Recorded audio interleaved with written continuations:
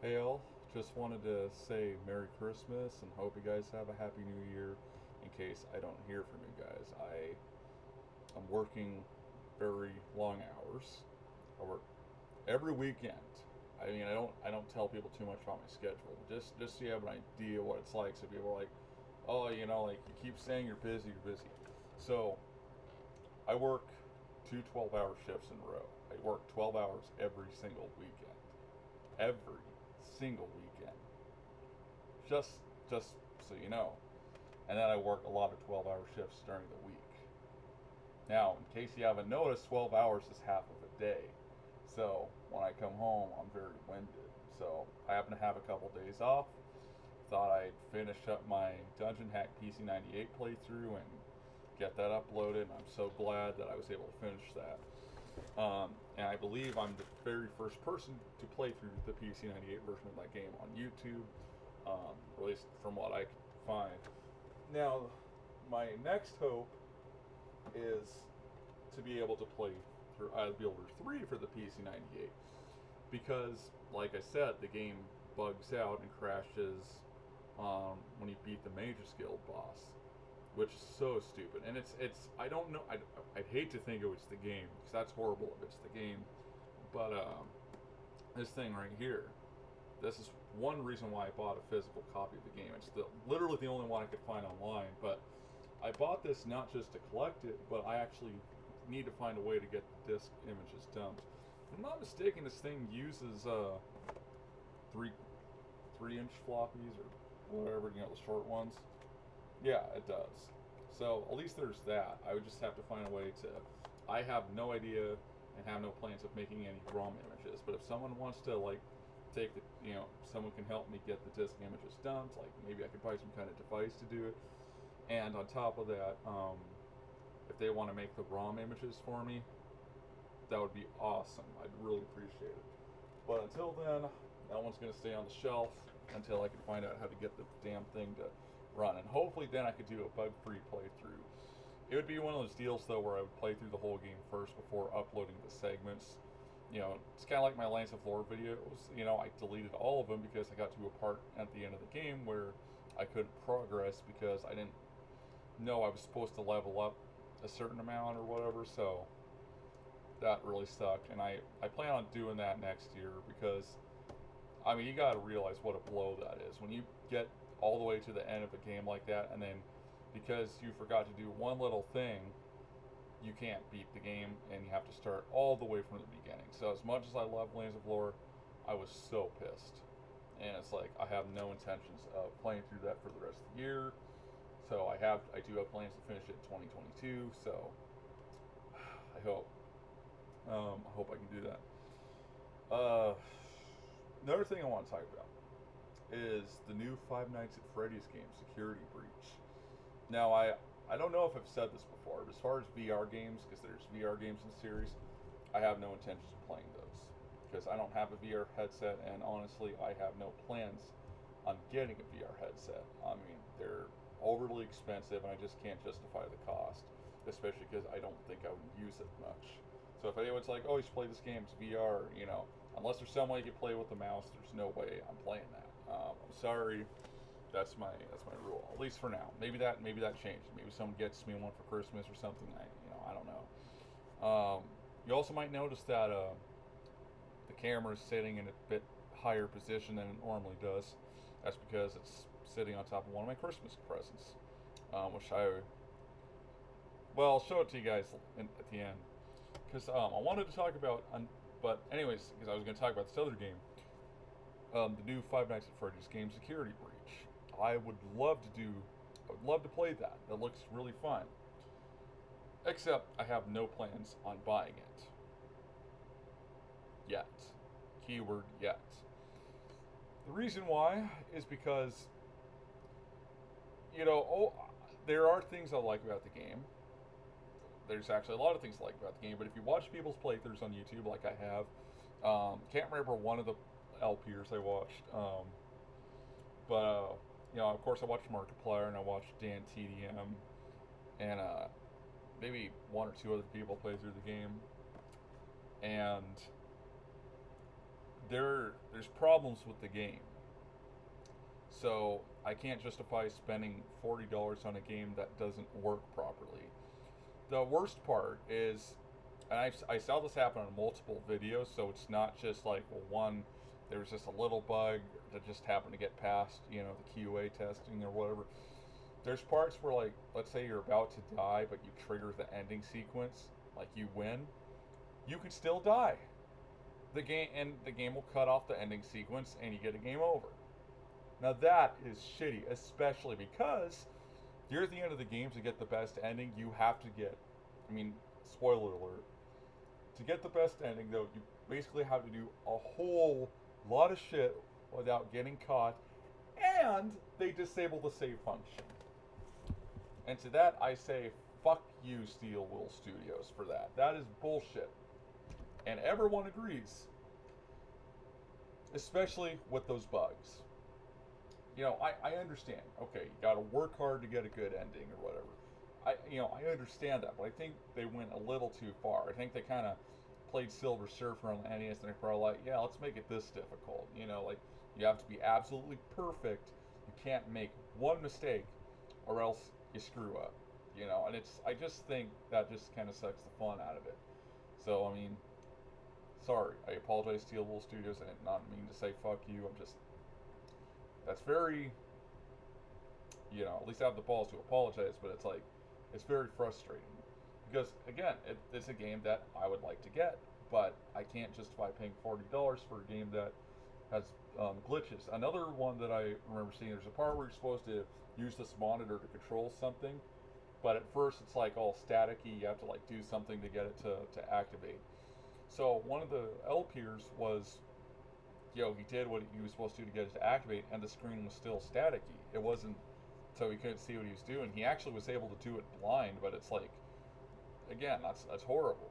And I don't know how this gets past the QA testing. My theory is, one, the QA testers didn't do their job, or two, they didn't do the job, or they did their job and the developers just didn't care. And this is why I don't like playing modern games, because they're so buggy as hell.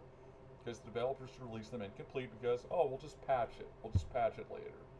And it's like, when you play when you play a Famicom game, for example, these games, the developers couldn't just go, well, we're going to release the game all broken and buggy and stuff, and then we'll just patch it up later and re-release it. Now, true, there are some games that had revisions, yes, but that was extremely rare. So, 99.9% of the time, almost literally, these games had to be 100% complete, as many bugs out of the game as possible and stuff before they released them. That's why I prefer old games to new ones, because nowadays they just release them, incomplete, and it's sad. It shouldn't be like that, but it is. So, as far as the new FNAF game, I would like to play it.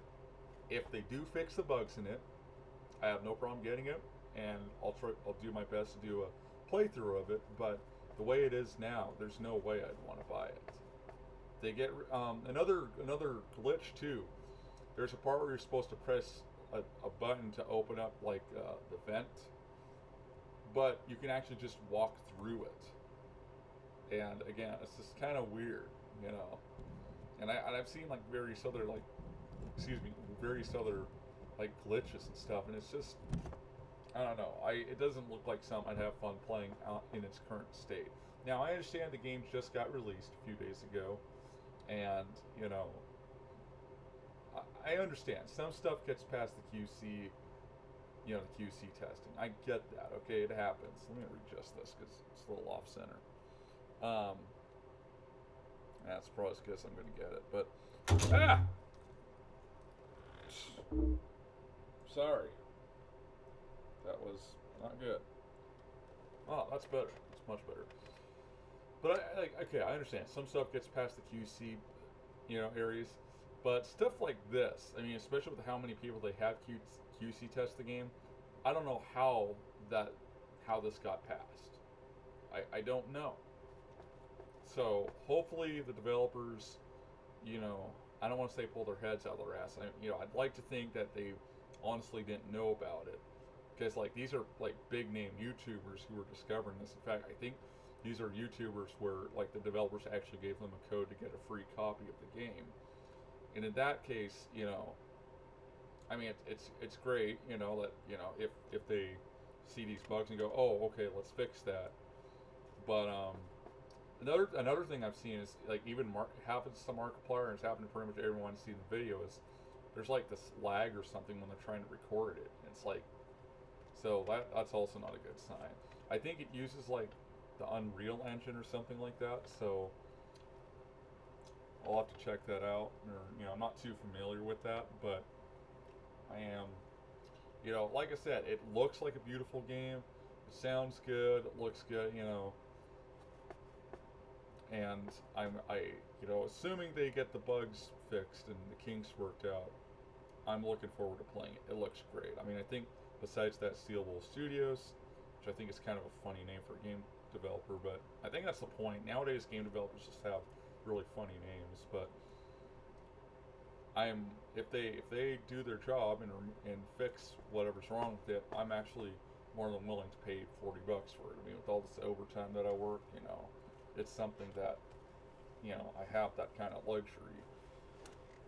So, anyways, but this video, was just me saying Merry Christmas and hope everyone has a Happy New Year. I have a lot of stuff that I'm gonna have come from Japan, but not anytime soon. I'm gonna wait till after Christmas before I get it shipped, because I don't know. It's just everything's taking too long to ship. I try not to order stuff during December, but it's just sitting in a warehouse in Japan. I just need to get it shipped over here. So yeah, you guys want to see my new present? You probably already figure out what it is, or what kind of thing it is. But this is a Yamaha Dx7. Like, a lot of artists use these things. A lot of artists used those back in the 80s. There's a video on YouTube called Popstar and Dx7 or something like that. And you get to see like all these musicians who used one. So it's really cool. I got it not just for that. It's mostly because I was listening to a lot of like Sega Genesis and MS, DOS, Adlib, Sound Blaster kind of music. And those are FM synthesis, and this keyboard is FM synthesis. So, you got those, kind of like Danger Zone.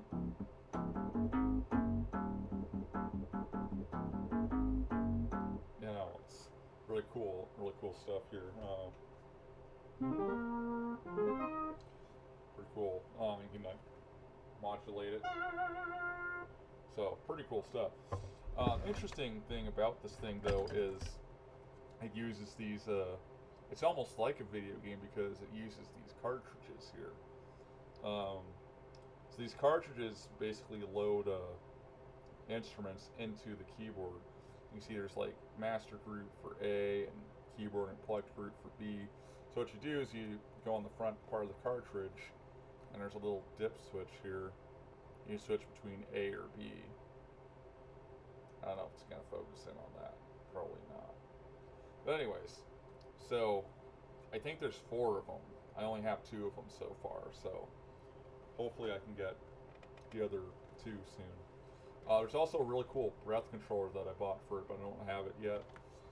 But that's pretty cool. You can blow into this like reed thing and just play the keyboard kind of like a melodica, and it sounds really cool. If you look it up on YouTube, it's called the BC1. It sounds pretty cool.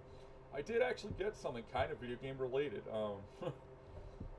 but I'll have to like move the camera up. I don't want to move it because my interface is up there. But I actually found a Roland Mb30 at a local music store, so that's pretty cool.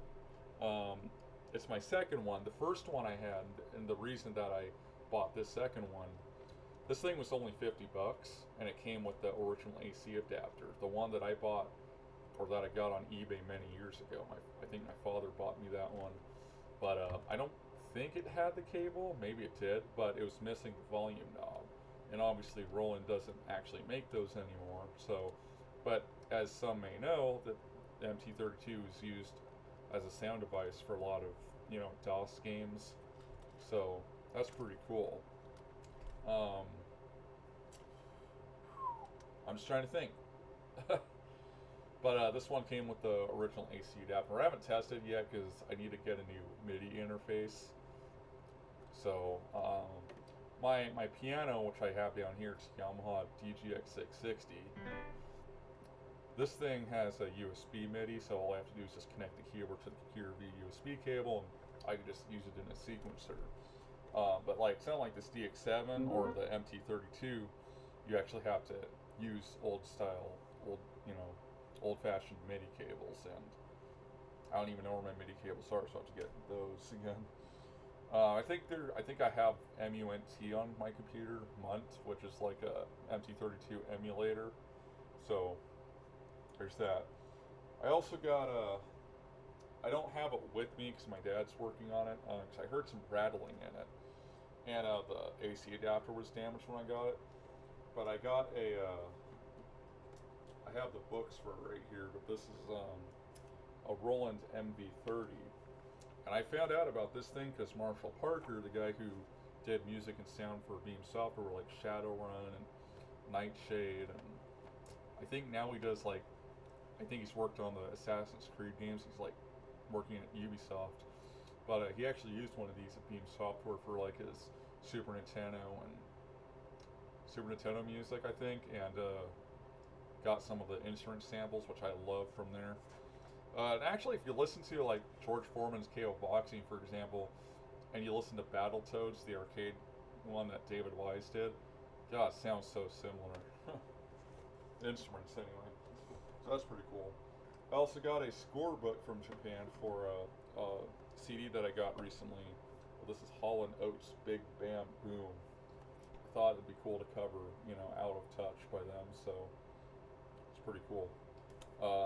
I think I've showed these before, but they're basically like almost like a conductor score. It's got like all the vocal parts, all the guitar, keyboard, all that good stuff. It was transcribed all by one guy, Kenji Okada. Not that anyone cares, but still. But I think that's it. So, hope everyone has a Merry Christmas, Happy Holidays, whatever you celebrate.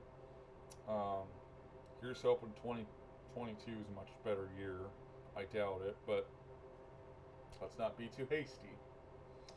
Alright. Thank you guys for watching. I'll see you guys on the other side if I don't make another video, which I probably won't. I don't know. Before the end of the year. Peace out. God bless. Have a good one. You have a good one. That's it to man.